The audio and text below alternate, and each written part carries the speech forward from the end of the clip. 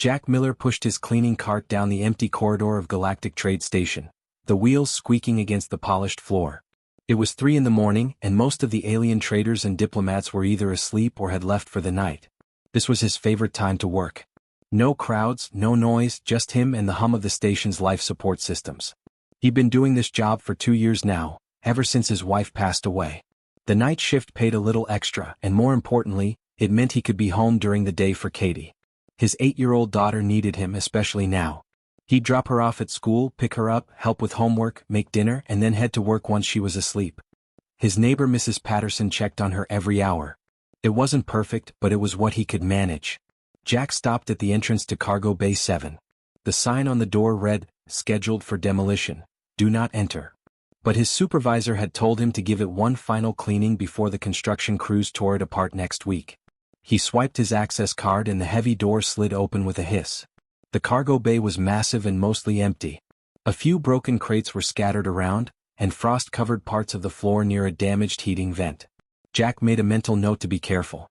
The temperature in here had to be at least 20 degrees colder than the rest of the station.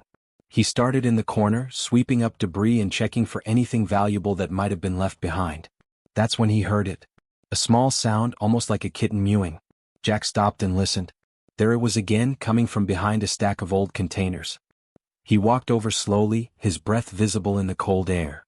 Behind the containers, huddled together on the frozen floor, were 3 small creatures. They looked like nothing Jack had ever seen before. Each one was about the size of his hand, with translucent scales that shimmered weakly in the dim light. They had small wings folded against their bodies and long delicate tails wrapped around each other for warmth. Jack knelt down carefully. The creatures were shivering, their scales flickering from a dull gray to almost colorless. One of them looked up at him with large eyes that seemed far too aware, far too intelligent. It made a soft chirping sound, and the other 2 lifted their heads weakly. He'd seen the bulletins. Every janitor on the station had to review them monthly. Endangered species, contraband materials, prohibited items. These were Drachnithi hatchlings. Jack was sure of it. The notices said they were critically endangered, worth a fortune on the black market, and absolutely not supposed to be anywhere near civilian areas without proper authorization. The bulletin also said something else. Something that stuck in Jack's mind now as he looked at these dying creatures. Drachnithi hatchlings needed constant warmth from their parents' chest scales for the first month of life. Without it, they would freeze to death even in normal temperatures. Their bodies couldn't regulate heat on their own yet. Jack looked around the cargo bay. How long had they been here? Hours? Days? The heating vent was broken, and this bay had been sealed off for weeks. Nobody was supposed to be in here. Whatever had happened to their parent, these 3 had been left behind and forgotten. He should call security. That was the rule. Report any unauthorized life forms immediately. The station had strict protocols about this kind of thing. Jack pulled out his communicator and stared at it. One of the hatchlings made a sound that was almost like a whimper. Its scales were barely glowing now. The other 2 had stopped moving entirely, just breathing in shallow gasps. Jack thought about Katie, about how small and helpless she'd seemed in the hospital when her mom died. About how he'd held her and promised he'd never let anything hurt her. He put the communicator back in his pocket. Jack unzipped his uniform jacket and carefully scooped up the 3 hatchlings. They were so cold they felt like ice against his hands. He opened his shirt and pressed them against his chest, then zipped the jacket back up over them. The creatures stirred weakly against his skin. For a moment nothing happened. Then Jack felt a slight tingling sensation where the hatchlings touched him. Their scales began to warm just a little. One of them chirped softly, a sound less desperate than before. Jack held his jacket closed and stood up slowly. He looked at his cleaning cart, then at the door. His shift didn't end for another 4 hours. He'd have to finish his rounds with 3 illegal alien creatures hidden under his jacket. Then he'd have to figure out how to get them home without being scanned by security. Then he'd have to explain to Katie why there were 3 dragon-like aliens sleeping in their apartment. Jack started pushing his cart toward the door. The hatchlings shifted against his chest, already feeling warmer. He had no plan, no idea what he was doing. All he knew was that he couldn't leave them there to die alone in the cold. He'd figure out the rest later. Jack somehow made it through the rest of his shift without getting caught. Every time another worker passed by, he held his breath and kept moving. The hatchling stayed quiet against his chest, occasionally shifting or making soft chirping sounds that he hoped nobody else could hear. By the time 6 in the morning rolled around, His heart was pounding and sweat dripped down his back despite the station's cool air. He clocked out and headed straight for the transit pod that would take him home. The morning commute was starting, and the platform filled with aliens of every shape and size heading to their jobs. Jack kept his jacket zipped tight and his work bag clutched in front of him for extra cover. A tall insectoid security officer walked past, and Jack forced himself to nod casually. The officer nodded back and kept walking. The pod ride took 15 minutes. Jack sat in the back corner, feeling the hatchlings move against his skin. They were definitely warmer now, and their scales had shifted from that dying gray to a soft golden color. He could feel tiny claws gripping his shirt, not painfully, just enough to hold on. One of them made a sound almost like a purr. When Jack finally reached his apartment building, he practically ran up the stairs. Mrs. Patterson was just leaving Katie's room when he burst through the door. She looked startled. "Jack, you're home early. Is everything all right?" "Yeah, fine, just need to take care of something," Jack said, probably too quickly. He kept his body turned so she couldn't see the bulge under his jacket. Mrs. Patterson gave him a concerned look but grabbed her purse. "Katie's still asleep. I'll see you tonight then." The moment she left, Jack locked the door and rushed to his bedroom. He carefully unzipped his jacket and looked down. 3 pairs of eyes stared back at him, glowing softly in the dim morning light. The hatchling scales were now a beautiful gold color with hints of blue at the edges. They chirped at him, a happy sound this time. Jack gently lifted them out and set them on his bed. They immediately huddled together, but they weren't shivering anymore. He grabbed every blanket he could find and built a nest around them, then turned up the apartment's heating system as high as it would go. "Dad." Katie's voice came from the doorway. She stood there in her pajamas, rubbing her eyes. Then she saw the creatures on the bed and her eyes went wide. "What are those?" Jack sat down heavily on the edge of the bed. There was no point in lying. "They're called Drachnithi hatchlings. I found them freezing to death at work. I couldn't just leave them there, Katie." Katie moved closer, her initial shock turning to wonder. "They look like little dragons." "Sort of, yeah." Jack watched as one of the hatchlings stretched its wings slightly. "But we're in trouble. These are endangered and I'm not supposed to have them. I could go to jail for this. So what do we do?" Katie sat next to him, staring at the hatchlings. "I don't know yet. But first, we need to figure out how to keep them alive." They spent the next hour searching the station's public information network on Jack's old tablet. Most of the information about Drachnithi was restricted, but they found enough in scientific databases and conservation articles to piece together the basics. Drachnithi hatchlings bonded with their parent immediately after hatching. The parent's chest scales produced a specific type of warmth, almost like a low-frequency heat wave, that the hatchlings needed to survive their first month of life. Without it, their bodies couldn't develop properly and they'd freeze even in warm temperatures. The bond was biological, chemical, essential. "It says here that the hatchlings imprint on the first heat source that saves them," Katie read from the screen. "They'll recognize that heartbeat and body temperature as their parent." Jack looked down at his chest, then at the 3 small creatures on his bed. "So they think I'm their parent now? Maybe. Does human body heat work the same way? I don't know. But they warmed up when I held them." Jack reached out and gently touched one of the hatchlings. It immediately chirped and pressed against his hand. The scales felt warm now, almost hot. They seemed better than they were. Katie leaned in closer. "They're kind of cute. Can we keep them?" "Katie, this isn't like finding a puppy. These are intelligent beings from another species. And they're illegal to own. But they'll die without you, right? That's what it says here. They need constant warmth for a month." Jack knew she was right. He couldn't exactly take them to the authorities now. What would he say? That he'd been hiding them for hours already? That they'd bonded with him? They'd take the hatchlings away and throw him in detention. Katie would end up in foster care. He made a decision. "Okay, we keep them for now. But this has to be our secret. You can't tell anyone at school, not even your best friends. Understand?" Katie nodded seriously. "I promise." Jack fashioned a carrier from an old baby sling he found in the back of the closet, something left over from when Katie was little. He cut and adjusted it until he could wear it under his loose work uniform with the hatchlings tucked against his chest. It wasn't perfect, but it would have to do. Over the next few days, a routine developed. Jack would keep the hatchlings in the carrier during his shifts, taking bathroom breaks to check on them and make sure they were comfortable. At home, he'd let them rest in their blanket nest while Katie helped feed them. They discovered the creatures would eat small pieces of fruit and something called protein gel that Jack bought from an alien market stall, claiming it was for a pet.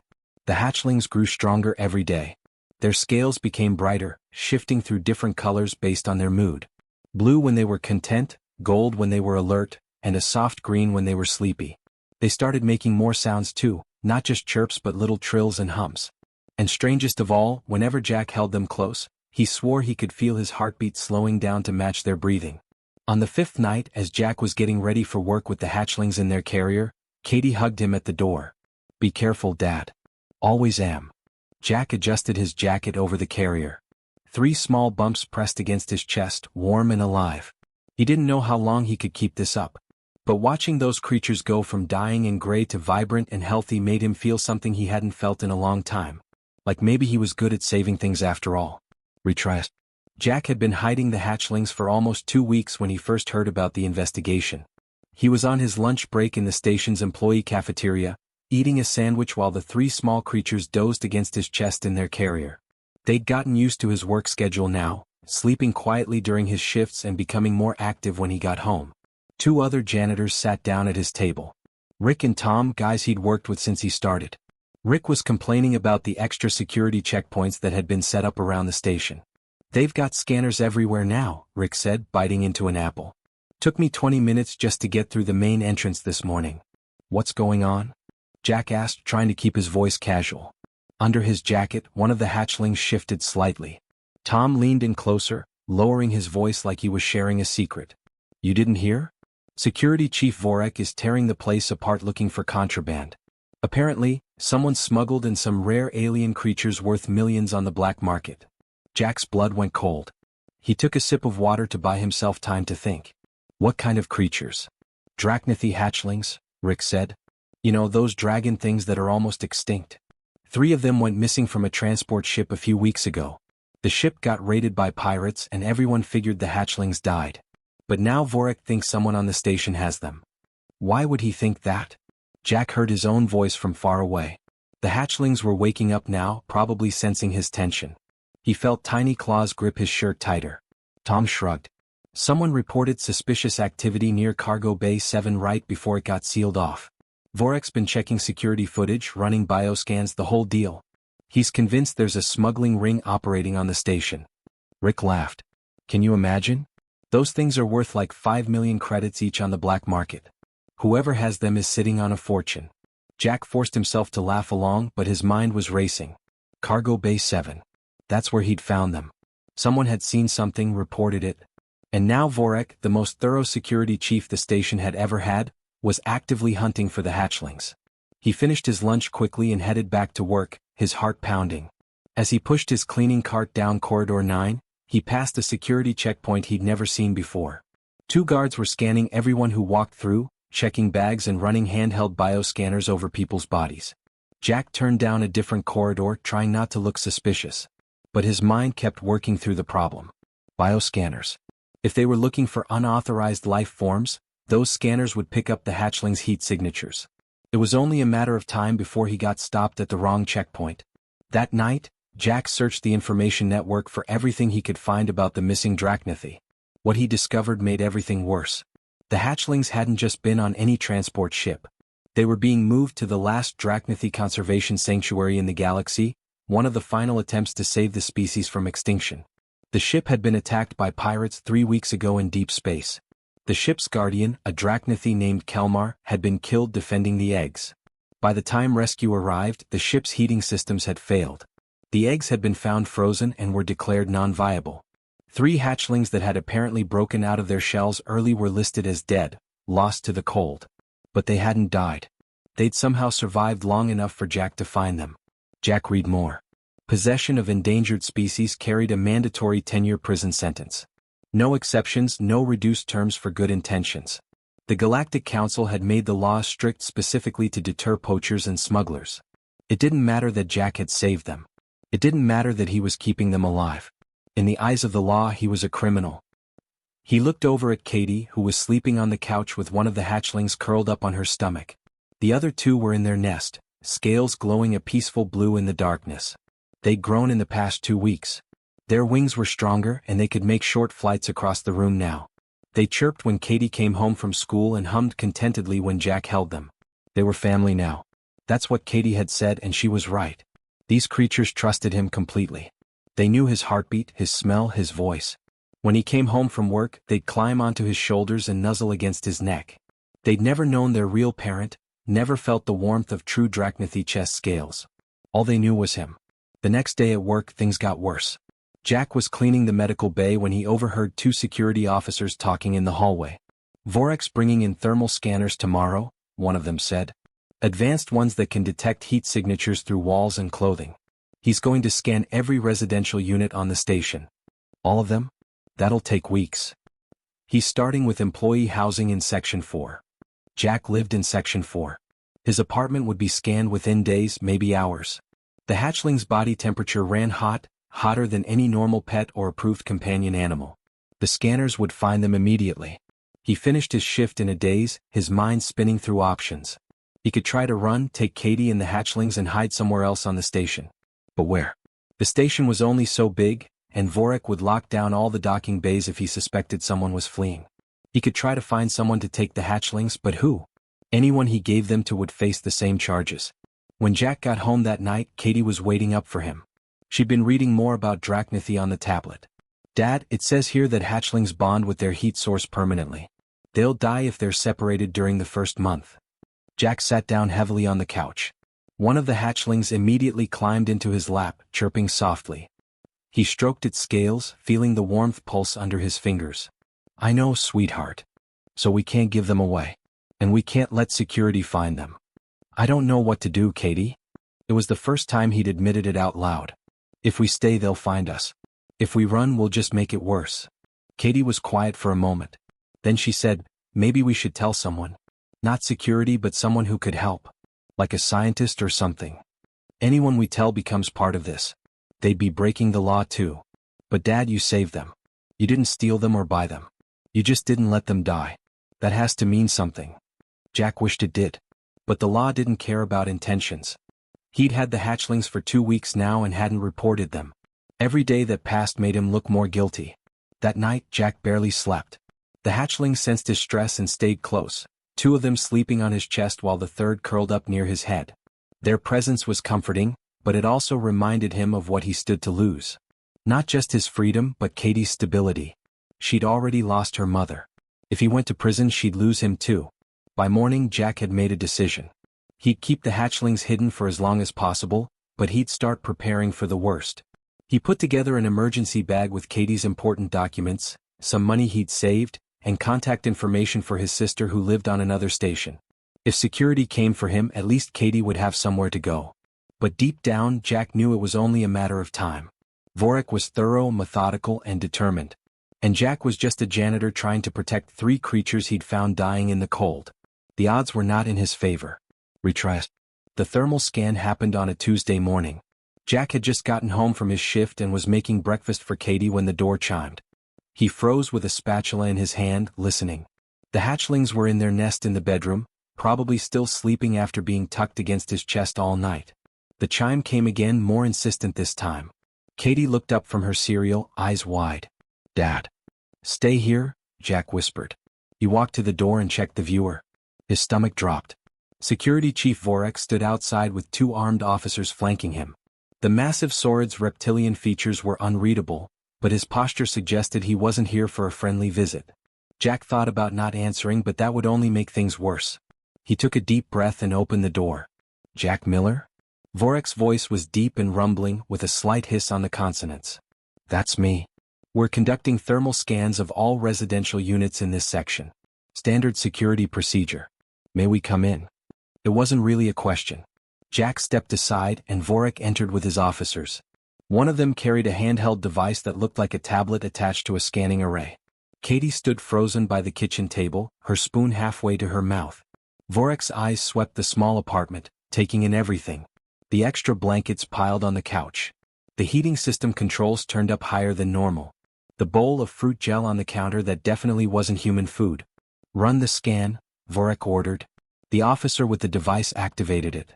Jack watched the screen over the officer's shoulder and saw his own heat signature appear in blue, Katie's in the same shade. Then in the bedroom, 3 smaller signatures blazed in bright red. Impossibly hot for their size. Unmistakably not human. The officer looked at Vorak. Sir, we have 3 unregistered biosignatures. High thermal output consistent with. I know what they're consistent with. Vorak's tail swished behind him, a sign of agitation. He turned to Jack. Would you like to explain, Mr. Miller? Jack's mind raced through possible excuses, but what was the point? They'd found the hatchlings. It was over. He looked at Katie, who had tears forming in her eyes, and made a decision. If he was going down, he'd at least go down telling the truth. They're in the bedroom, Jack said quietly. Please don't scare them. Vorak moved toward the bedroom with surprising grace for someone his size. Jack and Katie followed, with the 2 officers bringing up the rear. When Vorak opened the door, the 3 hatchlings were awake, alerted by the unfamiliar voices. They huddled together in their nest, scales shifting from blue to a defensive orange color. One of them saw Jack and immediately chirped, spreading its small wings. Before Jack could stop it, the hatchling launched itself across the room and landed on his shoulder, nuzzling against his neck. The other 2 followed within seconds, climbing up his body and tucking themselves against his chest under his shirt. Vorak watched this with an expression Jack couldn't read. Those are Drachnithi hatchlings. Yes, sir. Do you know the penalty for possession of endangered species? 10 years. I know. Jack felt the hatchlings trembling against his skin. They could sense the danger. But I can explain. This should be interesting. Vorak crossed his massive arms. Go ahead. Jack told him everything. Finding them in Cargo Bay 7, nearly frozen to death. How they'd been left behind when their transport ship was raided. How he'd pressed them against his chest because they were dying and he couldn't just walk away. How he'd been keeping them warm for almost 3 weeks now, knowing he was breaking the law but unable to abandon them. I know I should have reported it immediately, Jack finished. I know I'm in trouble. But they would have died if I'd left them there. And once I held them, once they bonded with me, I couldn't give them up. My daughter already lost her mother. I couldn't make her watch these creatures die too. Katie stepped forward then, placing herself between Jack and Vorak. My dad's not a smuggler. He's a good person. He works 2 jobs and takes care of me, and he just didn't want them to freeze. That's not a crime. Actually, it is, Vorak said, but his voice had softened slightly. He pulled out a handheld scanner and approached Jack. Hold still. Jack stood frozen as Vorak ran the scanner over his chest where the hatchlings clung to him. The device beeped and displayed a series of readouts. Vorak studied them for a long moment, his eyes widening slightly. This is remarkable, he muttered. What is? Your heartbeat. It's synchronized with their respiratory rhythm. Vorak looked up from the scanner. Do you know what that means? Jack shook his head. It means they've truly bonded with you. This synchronization is the beginning of a biological connection that Drachnithi only form with their parents. But you're not Drachnithi. You're human. This shouldn't be possible. One of the officers spoke up. Sir, what do we do? The regulations are clear. Vorak was quiet for a moment, still studying the scanner. Then he pulled out his communicator. I'm calling someone. Everyone stay here. Jack expected him to call more security, maybe arrange for transport to a detention facility. Instead, Vorak stepped into the living room and spoke in a low voice for several minutes. Jack caught fragments, genuine bond, unprecedented, and you need to see this yourself. When Vorak came back, he holstered his communicator. I've contacted Dr. Melina. She's a xenobiologist and one of the last Drachnithi scientists in the galaxy. She's on this station conducting research. She'll be here within the hour. And then what? Jack asked. Then we figure out what to do with you. Vorak gestured to his officers. Put your weapons away. This man isn't a criminal. He's just an idiot who doesn't understand the magnitude of what he's done. The officers looked confused but complied. Vorak settled his massive frame onto Jack's couch, which creaked under his weight. We wait. And Mr. Miller, you'd better hope Dr. Melina sees what I see in those scanner readings. Otherwise, you're still going to prison. The next 40 minutes were the longest of Jack's life. Katie sat next to him, holding his hand. The hatchlings refused to leave his chest, occasionally peeking out from under his shirt to chirp nervously at Vorak. The security chief said nothing, just watched them with an unreadable expression. When the door finally chimed again, Vorak stood to answer it. A Drachnithi female entered, smaller than Vorak but with elegant features and scales that shimmered in shades of silver and deep purple.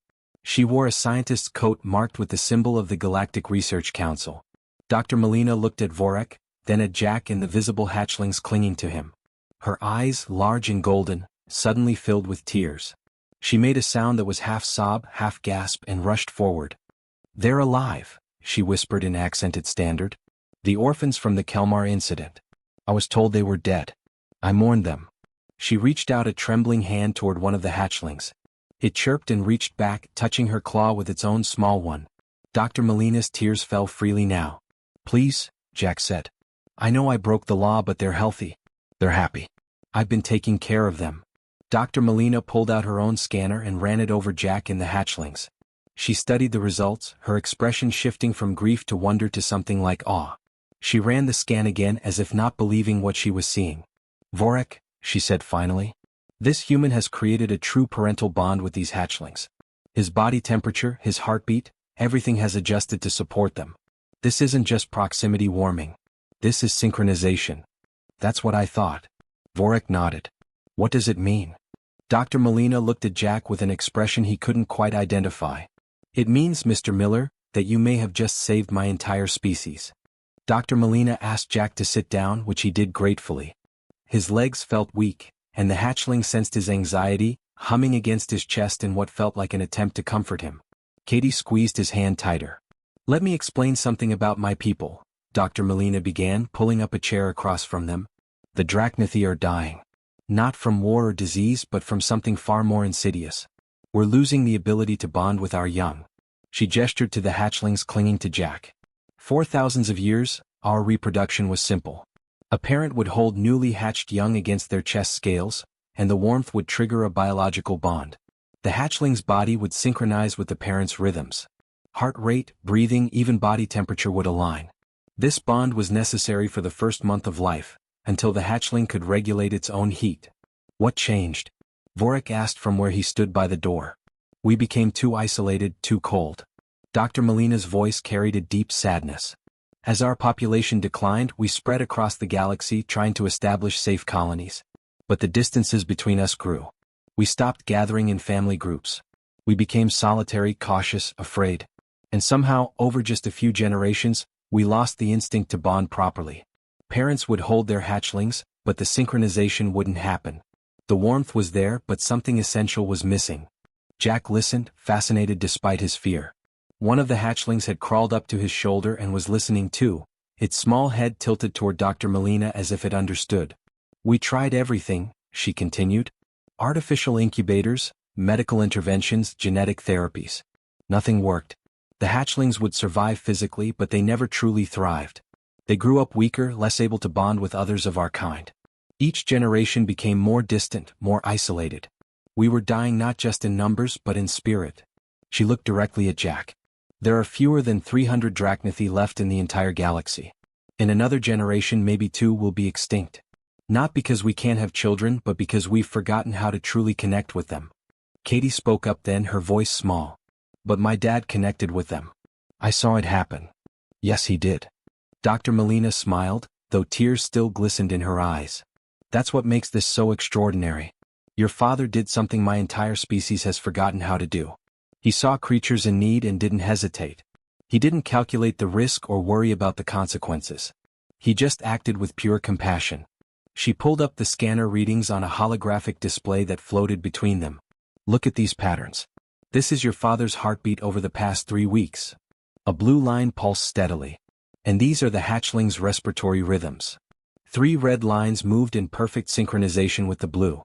The bond isn't just physical," Dr. Molina explained. "It's emotional, psychological. Your father worried about them, cared for them, protected them even when it put him in danger. He carried them against his heart while he worked. He sacrificed sleep to keep them warm. He risked everything to keep them safe. That's what created the bond. Not just warmth, but genuine love." Jack felt his throat tighten. He hadn't thought of it that way. He'd just been trying to keep them alive day by day, doing what felt right. "The question is," Vorek said, his tone more gentle than before, "what do we do now?" Dr. Molina stood and paced the small apartment, her tail swishing thoughtfully. "We have 3 healthy hatchlings who have bonded with a human. This shouldn't work according to everything we know about Drachnithi biology. But it does work. It works better than anything we've achieved in decades of research." She turned to Jack. "Mr. Miller, if you're willing, I'd like to propose something unprecedented. The Galactic Council has been funding Drachnithi conservation efforts for years. We've tried everything to save our species and we've failed. But you, a maintenance worker with no scientific training, succeeded where all our experts failed. What are you saying? Jack asked. I'm saying that humans might be able to help us. Your body temperature is close enough to ours. Your emotional capacity for bonding is clearly strong enough. And most importantly, you have something we've lost. She gestured to the hatchlings who were now chirping contentedly. You have the ability to truly connect without fear or hesitation. Vorik stepped forward. You want to create a program where humans serve as surrogate parents for Drachnithi hatchlings? Not just surrogate parents. True guardians during the critical first month. Dr. Melina's excitement was growing now. If this works, if other humans can form the same bonds your father has, we could save the Drachnithi. We could rebuild our population with a new understanding of what family means. Not just same-species connections, but bonds that cross the boundaries we've built between ourselves. Jack's mind was reeling. But I'm nobody. I'm just a janitor. I don't know anything about raising alien children or saving species. That's exactly why it worked, Dr. Melina said softly. You didn't approach this as a scientific problem or a conservation project. You approached it as a father who saw children in need. You used your heart, not your head. That's what the hatchlings needed. That's what all Drachnithi hatchlings need. Katie tugged on Jack's sleeve. Dad, you have to do this. You could help save an entire species. I don't know if I can, Jack said honestly. I have Katie to take care of. I have bills to pay. I can't just. The Galactic Council would support you financially, Dr. Melina interrupted. More than support you. If you agree to continue as guardian for these 3 hatchlings and help us develop a program for other humans to do the same, you'd be compensated as a council consultant. Your daughter would have full educational benefits. You'd never have to work night shifts again. Vorik cleared his throat. And all charges would be dropped, of course. You'd be recognized as the first official human Drachnithi guardian. Your actions would be celebrated, not punished. Jack looked down at the 3 small creatures pressed against his chest. Over the past 3 weeks, they'd become part of his life. He couldn't imagine mornings without their cheerful chirping or nights without their warm weight against his skin.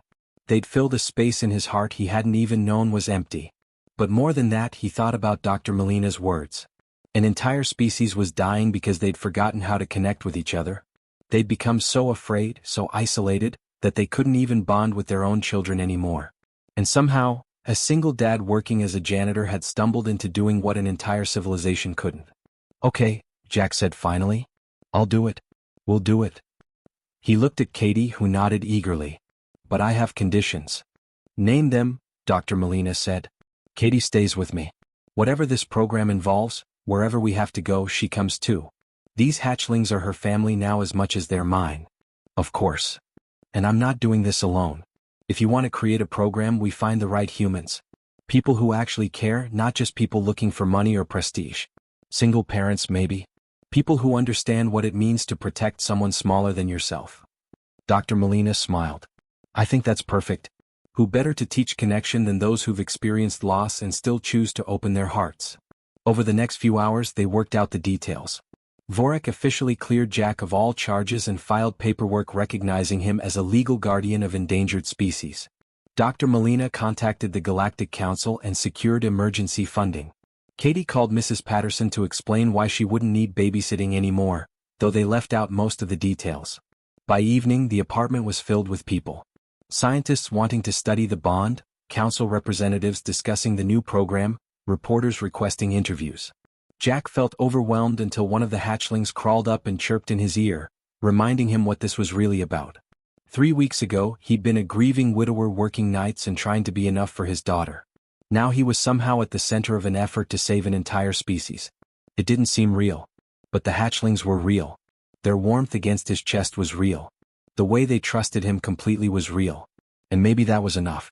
Word spread quickly through the station and then across the galaxy. The story of a human janitor who'd saved 3 dying aliens with nothing but his own body heat captured imaginations everywhere. Within days, hundreds of humans volunteered for the new Guardian program. Within weeks, Dr. Melina had identified 12 suitable candidates and was arranging for Drachnithi eggs to be placed in their care. The night before the program officially launched, Jack stood in his apartment with Katie and the hatchlings. They were bigger now, almost twice the size they'd been when he found them. Their scales shimmered with health and they could fly short distances. In another week, They'd be able to regulate their own temperature and wouldn't need him anymore. Are you sad they're growing up? Katie asked. Jack stroked one of the hatchlings, feeling its steady warmth. A little. But that's the point, isn't it? We helped them grow strong enough to not need us anymore. But they'll always remember you. Dr. Molina said the bond lasts forever. I hope so. Jack smiled. Because I'll certainly never forget them. He thought about the future. About other humans caring for Drachnithi hatchlings. About a dying species getting a second chance because someone decided that compassion mattered more than rules. About connections forming across species and cultures that nobody had thought possible. It had all started because he couldn't walk away from 3 small creatures freezing in the dark. He hadn't saved them because he was special or heroic. He'd saved them because it was the right thing to do. Because leaving them to die would have killed something inside himself. And somehow, that simple act of kindness had changed everything.